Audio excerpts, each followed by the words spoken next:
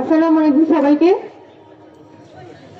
বন্ধুরা, গত 5ই আগস্ট যখন স্বৈরাচারী শেখ হাসিনা বাংলাদেশ থেকে পালিয়ে যায়, তখন কিন্তু তার শেষ ট্রাম্পকার্ডই ছিল সংখ্যালঘুদের উপর আক্রমণ। সে দেখাতে চায় যে বাংলাদেশে আসলে একটা ইসলামী বিপ্লব হয়েছে এবং বাংলাদেশের মুসলমানরা যত এখানে হিন্দুরা আছে তাদের সবাইকে এখন বিপদে ফেলবে। তাদের কোনো নিরাপত্তা বাংলাদেশে নাই। আর এই পুরো প্লটটা নির্মাণ করেছে ভারত। ভারতীয় মিডিয়া 5 আগস্টের পর থেকেই যেভাবে বাংলাদেশের সংখ্যালঘু প্রশ্নটাকে সামনে এনে উঠে পড়ে লেগেছে, সেই ধরনের কিছুই বাংলাদেশে হয়নি। এবং আমি মনে করি যে বাংলাদেশে যে বর্তমানে অন্তর্বর্তীকালীন সরকার আছে, এটা তাদেরই একটা দায়িত্ব ছিল ক্ষমতা আসার পরপরই সারা পৃথিবীর কাছে এই বিষয়গুলো জানান দেয়া এবং ভারত যে অনবরত বাংলাদেশের জনগণের বিরুদ্ধে প্রোপাগান্ডা চালিয়ে যাচ্ছে তাদের মিডিয়ার মাধ্যমে, তাদের সরকারের মাধ্যমে, এই বিষয়টা সারা পৃথিবীর কাছে পরিষ্কার করা তাদের পক্ষ থেকে খুবই জরুরি ছিল।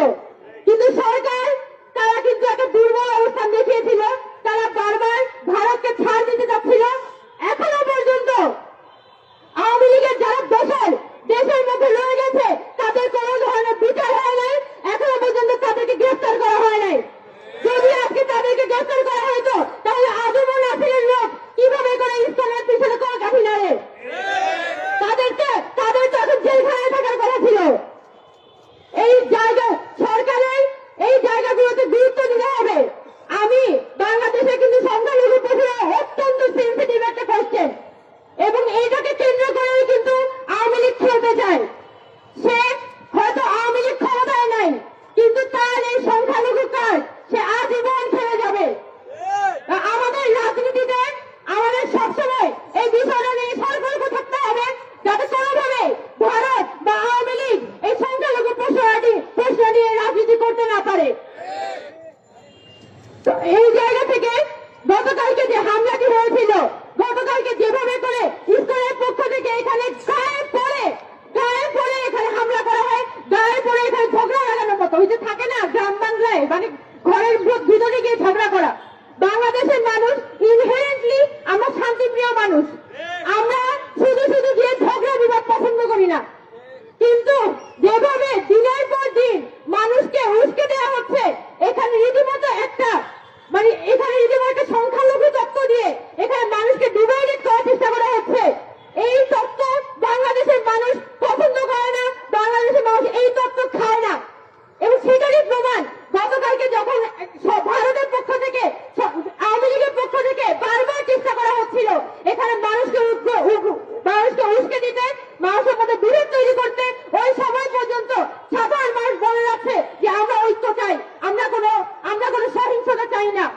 আমাদের শহীদ সাইফুল ইসলাম ভাইয়ের বাবা গতকাল রাতে তার ছেলের লাশের সামনে বলেছেন যে আমরা সাম্প্রদায়িক সম্প্রীতি চাই। কত বড় মন আমাদের দেশের মানুষের! সেইটা যদি ভারত রিয়েলাইজ না করে, তারা মনে করে যে বারবার আমাদের অভ্যন্তরীণ যে রাজনীতি সেটার মধ্যে তারা কলকাঠি নাড়াতে পারবে, তাহলে তারা ভুল করছে। বাংলাদেশের সবাই বুঝে যে ভারত আসলে কি চায়। বাংলাদেশের সকল সার্বভৌমত্বকে কিনে নিয়ে বাংলাদেশের যত অভ্যন্তরীণ রাজনীতি আছে, আমাদের যত কথা বলার অধিকার, আমাদের যে পিসফুল পলিটিক্স, এইটা ভারতের জন্য, তার হিন্দুত্ববাদী রাজনীতির জন্য একটা থ্রেট।